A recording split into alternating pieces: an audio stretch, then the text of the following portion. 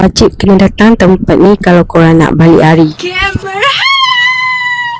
Perjalanan dari Sungai Siput Perak terus ke Cameron Highland aku ambil masa dalam 5-6 jam sahaja.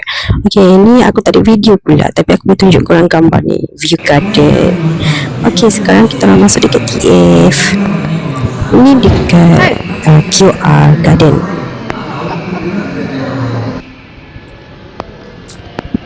Okey, nampak ni dekat tepi-tepi dinding tu ada macam mall. Ni apa ke? Apa namanya? Kia Farm. Kia Farm. Nama Kia Farm. Oh, guys. Jangan masuk untuk. Hai, Boyan. Kia Garden.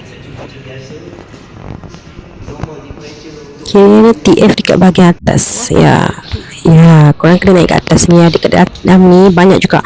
Atas sekali ada hotel.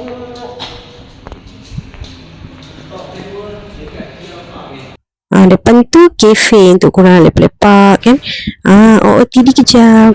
Kalau korang nak vlog kat sini, tempat dia sangat menarik. Nak buat video memang cantik terang. Saya nak jalan-jalan. Aku lari dengan mak aku dengan adik aku semua kan. Okay, daripada pagi pakai pun macam ni je, macam biasa je. Simple, seluar jeans, lepas tu bag, sandal dengan aku punya sweatshirt. Ni kalau korang nak makan, ni dia Dapur Mac Latte. Dia dekat dengan TF. TF kat atas dia ada hotel. Dekat dengan Cat House. Mak jauhnya. Okey, jom makan dulu. Dah habis dah. Sambung jalan-jalan, jom. Okay, seterusnya naik lagi dia ada Holiday Park. Ni betul-betul dekat sebelah TF yang kita makan tadi dekat bawah tu. Okay, dalam ni game untuk korang bagi anak-anak korang main-main kan. Best kan? Thank you. Saja singgah. Oh, jam strawberry. Paket ni lah.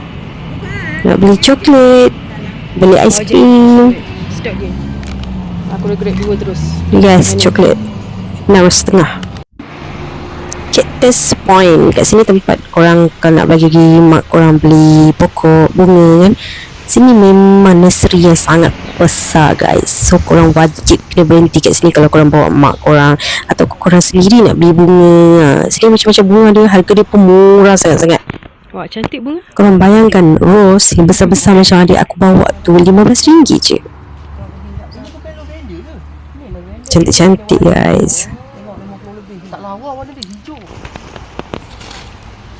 Okey, jom kita bayar.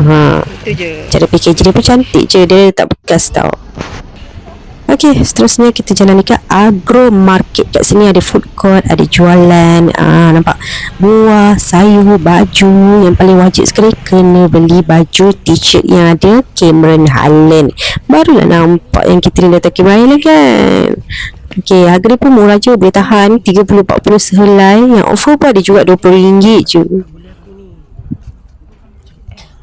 Okey, pilih-pilih dulu. Mau tengok tak? Okey, itu je. Kalau korang naik lagi, naik. Kita orang nak balik dah sebab balik hari kan. Kalau balik petang lagi je. Apa kata, jom